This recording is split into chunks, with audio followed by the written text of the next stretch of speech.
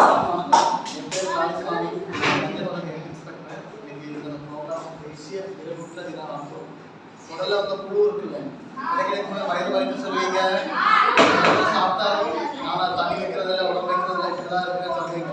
இதுக்கெல்லாம் மெயின் காரணம் என்ன தெரியுமா? இந்த புழு தான். இந்த புழு எதுக்கு நம்ம உடம்புக்கு போகும் தெரியுமா?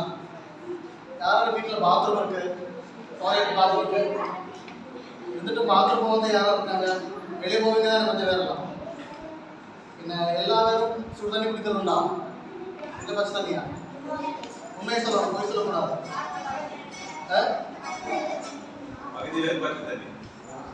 இந்த தண்ணி, இந்த பச்சை தண்ணி குடிக்கிறதுனால நம்ம டூரிஸ்ட்டுக்கு நிறைய பேர் கோயம்புத்தூர்ல சனிக்கிழமை ஞாயிற்றுக்கிழமை ஆற்றுல வந்துட்டு பாத்ரூமில் போவாங்க, குடிப்பாங்க. இந்த தண்ணி தான் டேங்கில் அடித்து வீட்டில் வந்து அந்த தண்ணி நீங்கள் அப்படியே குடிக்கிறது, பச்சை தண்ணி. இந்த தண்ணி குடிக்கிறதுனால இந்த கூடுதல் பிரச்சனை உருவாகும்.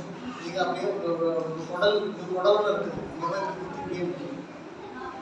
அதுக்கு நீங்கள் எவ்வளவோ சாப்பிட்டு உணவு சாப்பிட்டாலும் இந்த உடம்புக்கு தான் அது கிடைக்கும், உங்கள் உடம்புக்கு சேராது. அதனால தான் உங்களுக்கு மூஞ்சில் பார்க்க மற்றபடி சொரியாட்டு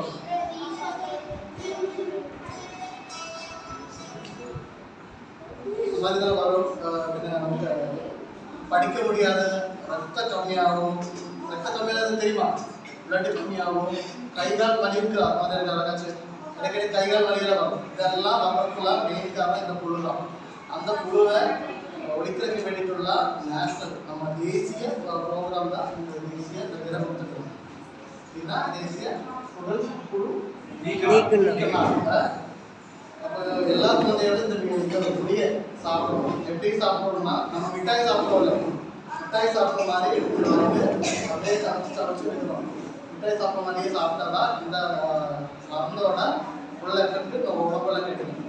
இந்த மருந்து எப்படின்னா உள்ள போயிட்டு புழு மயக்கமான செத்துடும்.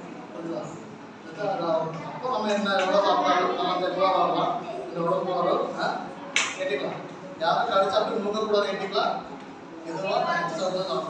இது மாதிரி சைடு எஃபெக்ட் ஒன்றும் இல்லை. இதனால உங்களுக்கு நல்லா படிக்க முடியும். கேட்டுக்கலாம். எனக்கு இந்த ஸ்கூல் கிளாஸில் வரும்போது டயர்டாக இருக்கும், அப்படிதான் இருக்குது ஆரம்பிச்சு இருக்குதானே. அதெல்லாம் மாறணும்னா இந்த மாதிரி குளிர் சாப்பிட்டா ஆகும். இப்படி குளிர் சாப்பிட்டோம்னா நாளை தப்பு நீ கொஞ்சம் நிமிஷம் ஆகும், இந்த டயர்டு கம்மியாகும், நல்லா படிக்க தோணும். படிக்கிறதுனா கேட்டீங்களா? இந்த ப்ரோக்ராம்க்கு எல்லா வித ஆசம்சம் இருக்கு. Market thank you.